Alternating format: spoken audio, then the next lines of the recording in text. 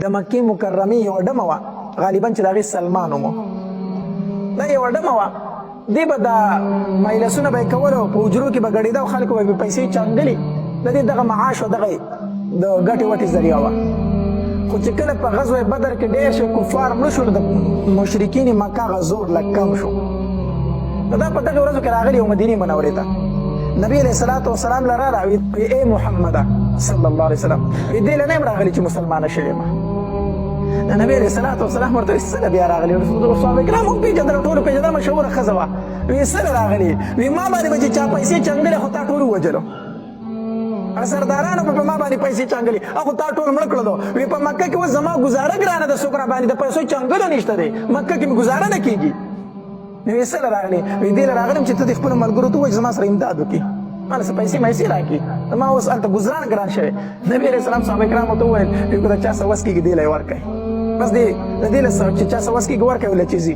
صحابه کرامو سره د خپل وس موافق چا څه ورکړي چا څه ورکړي پیسې وله ورکړې د مکې نه څه کړله د مدینې منورې نه د مدینې نه را رخصت کړه خو چې کله دا د مدینې منورې نه راتله که نه د یو صحابي و د هغه نوم حاطب بن ابي بلتعه حاطب بن ابي بلتعه رضی الله تعالی عنه دا بدري صحابي دی په بدر په غزا کې دی د نبي علیه الصلاة والسلام سره شامل شوی و نو چې کله دا راتله که نه نو هغه ولې یو خط یو چوټۍ ولیکله او په چوټۍ کې ورته دا ولیکل چې نبی علیه الصلاة والسلام په تاسو باندې حمله کوونکی دی او داسې کسان یې تیار کړي داسې کسان لکه دریاب دی دریاب په تاسو باندې حمله کوي نبی علیه الصلاة والسلام دا خط کې دا ولیکل او دا دې ښځې له یې ورکړو دا به د ځان سره بوسي مکه کې به هلته هغوی ته دا خبر ورکړي دا ښځه را روانه ده نبی علیه الصلاة والسلام باندې وحی راله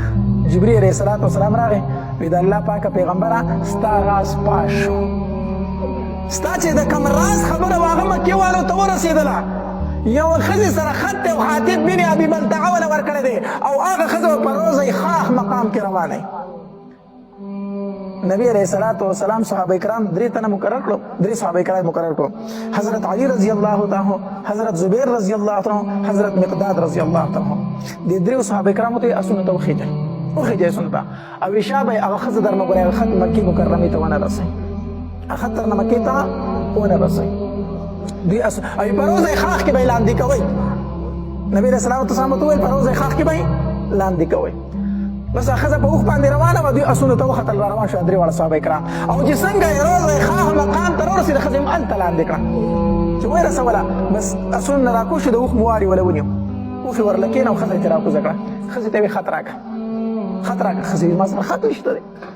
وی خط در سره شته دی خط راکړه اوښ یې ورله ولټاو د دې چې کوم سامان و هغه یې تار په تار کړو خط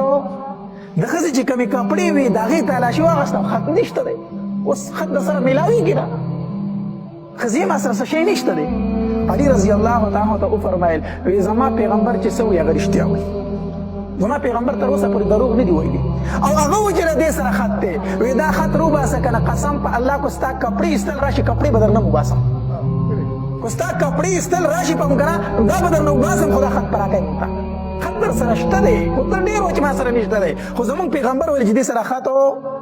یقینا موږ ولټو چېرته شته دی موږ خپل وس او خط نشته دی خو چې پیغمبر وایي خط ورسره شته دی نو صحابه کرامو د هغوی د نبي علیه السلام په خبره داسې کلک یقین و ستا سره خط موجود دی ښځه پوه شوه چې په هېڅ حالت زما مخکې تلو نشته دی نو دا کمڅۍ یې داسې اوچته کړه او دې کمڅۍ د لاندې په دې ویښتو کې غوټه کړی و د سټ سره د کمڅۍ د لاندې په دې ویښتو کې دا تعویض ایښی و داسې تعویض غوندې یې جوړ کړی و دا خط نه دلته یې پټ کړی و چې پټ کړی و کمڅۍ ته یې لاس کړه خط یې راویست ور یې ولکړو چې ور یې وکړو هغې ته یې وسو ته ځه خط یې راواغستو نبي علیه الصلاة والسلام له یې راوړو چې راوړو نبي علیه الصلاة والسلام خط کول او ورته پړاو شو نبی علیه الصلاة والسلام حاطب ابن ابي بلتعه رضی الله تعالی دا صحابي راوغوښتو دا کار دی ولې کړی دی دا کار دی ولې کړی دی صحابه کرام سخت غوسه دي عمر رضی الله تعالی عنه توره ورستري نبی اسلام ته بار بار وایي د الله پاکه پیغمبر ما ته اجازت راکړه د دې منافق دا سر وما د خو موږ سره ډېره غټه دوکه وکړله ما ته اجازت راکړه چې دې منافق نه دا سر وارزوم نبی علیه الصلاة والسلام دغه صحابي راووتو حاطب ابن ابي بلتعه حاطب دا راته وویل چې دا کار دی ولې کړی دی دا دې ولې کړی دی هغه ورته د الله پاکه پیغمبر زه خپله خبره کوم خو په ما باندې تلوار مه کوئ چې زه خپله خبره پوره کړم ما باندې تلوار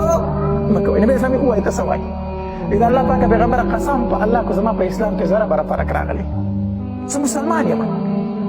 دا کار دې ولې کړی دی وایي د الله پاک پیغمبر د یوې مجبورۍ نه مې کړی دی د مکې مکرمې نه چې څومره صحابه کرامو هجرت کړی دی که نه او هلته یې ښځه بچي پاتې شوي یا نور څه پاتې شوي نو هلته یې رشته دار شته د هغې خیال وله ساتي وایي زه د مکې نه راغلی یم مدینې منورې ته خو زما ښځه او بچي په مکه کې پاتې شوي دي او هلته زما یو رشته دار هم نشته چې د هغوی خیال وساتي په مکه کې زما هېڅوک نشته دی ښځه بچي مې خوشې پاتې شوي هېڅوک نشته دی د الله پاک پیغمبر دا کار ما صرف د خپلې ښځې او د بچو دپاره کړی دی ما وی چې نبي علیه الصلاة وسلام چې څه کوي دا به الله هسې کوي زما په دې خط باندې دا پاتې کېږي نه الله نبي علیه السلام ته هسې فتح ورکوي خو په هغوی باندې به زما لږ غونته کې احسان راشي نو زما د ښځې او د بچو به لږ خیال ساتي هغوی ته به تکلیفونه هلته نه ورکوي زما بچو ته به هلته تکلیفونه نه ورکوي دا کار مې صرف دې دپاره کړی و ما داسې کار وکړو چې هغه الله او د الله رسول ته هېڅ ضرر هم نشي رسولی زما دې خط الله او د الله رسول ته هېڅ ضرر نشي رسولی نبي علیه الصلاة وسلام ورته وفرمایي تا رښتیا ووایې تا هم تا دا کار ته مسلمان یې خو دا کار تا صرف دې دپاره کړی تا رښتیا ووایه تا داسې وکړو عمر رضی الله عنه بیا فرمایي وایي د الله پاکه پیغمبر ساتي هم دا منافق دی دا منافق دی نبي علیه الصلاة وسلام دا مخ مبارک داسې سور شو او عمر رضی الله تعالی عنه ته وفرمایل وایي عمره تا ته پته نشته چې دا بدري صحابي دی دا په غزوه بدر کې شامل شوی نه دی او د غزوه بدر متعلق الله تبارک وتعالی څه فرمایلي چې پکې کوم صحابه کرام شریک شو تبارک وتعالی د هغې متعلق ویلي چې تاسو څه کوئ تاسو جنتیان یې دا جنتي صحابي دی او ته جنتي سر ومه دا بدري صحابي نه دی عمر رضی الله عنه چې دا خبره واورېده سترګو یې اوښکې روانې شوې په ژړا شو او نبي علیه الصلاة وسلام ته یې وفرمایل الله ورسوله اعلم الله او د الله رسول ډېر ښه پوهېږي ما غلطي وکړه د الله پاکه پیغمبر زه پوه نه شوم نو دا یو واقع پکې داسې راغلې وه چې د حاتب ابن ابي بلتعه رضی الله تعالی عنه متعلق چې ده صرف هغه خط لیکلی